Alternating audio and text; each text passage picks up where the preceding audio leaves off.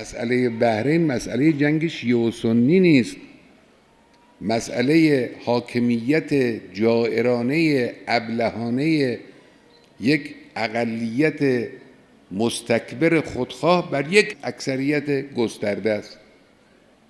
یا اقلیت کوچکی بر 70% 80% مردم بحرین دارن حکومت میکنن. حالا هم عالم مجاهد آقای شیخ عیسی قاسم رو مورد تعرض قرار دادن. این حماقت آنهاست. شیخ عیسی قاسم کسی بود که تا امروز، تا وقتی که میتوانست با مردم حرف بزنه، مردم را از حرکات تند و مسلحانه جلوگیری میکرد، مانع میشد.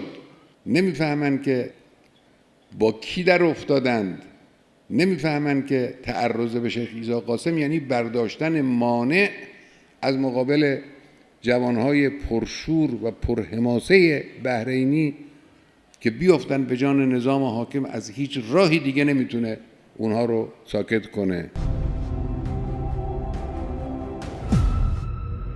اینجا مرکز مقاومت است.